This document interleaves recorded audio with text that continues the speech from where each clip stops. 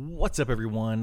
So I wanted to talk about the Dr. Disrespect situation. I've got a lot of thoughts on it based on how I go about streaming and content creation. And I wanted to give, just my overview of the situation and kind of let you guys know what I was thinking. So a couple days ago, Dr. Disrespect came out and admitted to the things that happened 4 years ago, I believe, on Twitch, which got him banned from Twitch. I'm not going to go into a lot of details. You can go look into that if you want to. But he admitted to those things, and now he is essentially looking at possibly getting banned on YouTube, and everybody's dropping him. Even his own company that he co-founded has stepped away from him and is no longer going to work with him. And that's kind of where all this thing started. And I wanted to come out and basically explain how situations like this affect content creators like myself. So the majority of content creators that are popular, the vast majority, are inappropriate in most of their content for the younger audiences, right? So that's fine when you're inappropriate on your stream. Nobody can stop you doing that. The content that you make for YouTube, whatever, that's one thing. And if parents don't want to regulate their kids and tell them, hey, you can't watch that, but you can watch this, there's nothing we can do about that. But the problem that I come into is when this kind of stuff comes out with Dr. Disrespect, it just pulls more of those kids away from streaming, because the parents find out and they associate all of streaming, all of content creation from YouTube, anywhere else, they associate that with negativity and things like what happened here the other day, or actually 4 years ago. And it's very difficult for somebody like myself who is trying to stream and make content for a younger audience to help connect that younger audience to the older audience that doesn't understand gaming, and try to bridge that gap. And that's kind of where I'm at with the whole thing. People keep saying, oh, well, their content doesn't matter, and don't worry about the other streamers and other content creators, because that's not your audience. And the fact is, it is my audience. It's your audience. It's all of our audience. We have to, as a community, come together and try to find ways to make streaming better so that we can much more easily attract the right audience, if that makes sense. So we have, the parents that are basically telling their kids not to go to these streams because in the news they hear about situations like Dr. Disrespect. They hear about other content creators that are constantly, cussing or talking about things that their children shouldn't hear. So they just tell their kids, you cannot watch anything on Twitch. You cannot watch YouTube. You can only watch YouTube Kids, that kind of thing. So that's my first issue with the whole situation.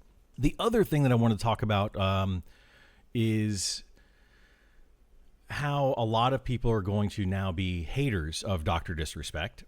So he's going to have his followers. He's going to have those people that are just always going to defend him. And then he's going to have his haters. And he's going to come back. He's going to do some sort of comeback stream. He did this many, many years ago where he streamed, he stopped streaming, he came back, did his comeback stream, and like hundreds of thousands of people watched him. And he was like one of the biggest viewers of all time. And it just steamrolled his, or I guess snowballed his already very strong career in streaming. And I think that's going to happen again. I think he's going to come back. He's going to do a stream, and his followers, the people that just adore him, are going to come back into the stream and they're going to be defending him. But then what's also going to happen is all the haters are going to come into his stream and they're going to watch that comeback stream, which is just going to make him more popular. It's just going to show that, he is somebody that we should be listening to. And honestly, we shouldn't. We shouldn't have been listening to him years ago, but he continued to do what he does. And I guess because people didn't regulate that, Twitch is a major issue with that. But they finally did, kick him off. A little too late, in my opinion. But since they didn't regulate it and more people kept going to him and watching him, he just got to be a bigger voice and a bigger voice. And I think that's going to happen again. So I'm going to say, and I don't know if anyone will hear it or care, but I'm going to say we need to just ignore him, completely ignore him. There's nothing that can really come about of what he did years ago because he didn't really do anything. But he claims there was no intent and all that kind of stuff. But that's basically what everyone says once they get caught. Oh, there was never any intent. Nothing was ever going to happen. And it's like, okay, sure. But so, there's nothing to really arrest him on or to get him into a lot more trouble other than people just to ignore him, which is what these companies are doing. Twitch banned him and said, nope, we don't want anything to do with you. His own company just said, nope, we don't want anything to do with you. I think everyone else should follow suit and just be like, no, we don't want anything to do with you. You have proven yourself who you are, and we are going to step away from you. So I'm going to not go watch his return stream. I'm going to not watch any content that comes out on Dr. Disrespect and just completely ignore him and pretend like he just doesn't even exist. And I think that's going to be the best way to go, because if we do continue to talk about it, if we continue to go to his streams, continue to argue with his fan base, which they're on the internet, some of them probably don't even agree with him. They just think it's funny to argue about that situation. So they're going to continue to argue. And there's nothing that you're going to do to change their mind or to stop them from doing it. They're getting off on it. So, all you're doing is just fueling the fire. So that's my take on it. I think we need to just step away and say, no more.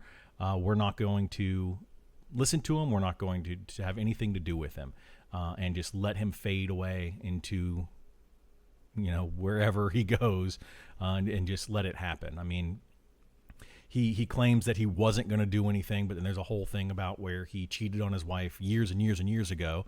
Again, I'll let you go look into all that. But it's like, so did you have intent then, but you don't have intent now? Like, it's just too much information to where we can't believe what he's saying, because he's just trying to cover up and make himself look like the victim rather than the person that, was grooming, essentially. That's literally what he was doing.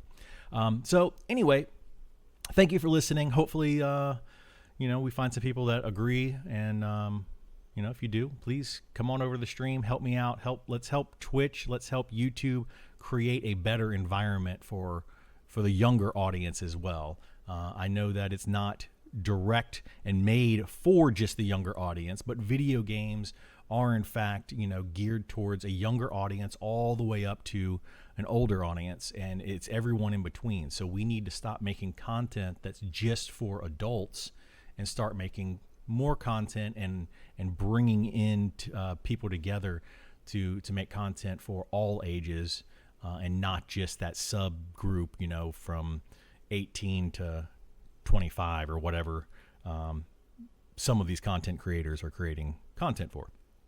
Anyway, thank you so much. I appreciate it, and hopefully I see you next time. Bye.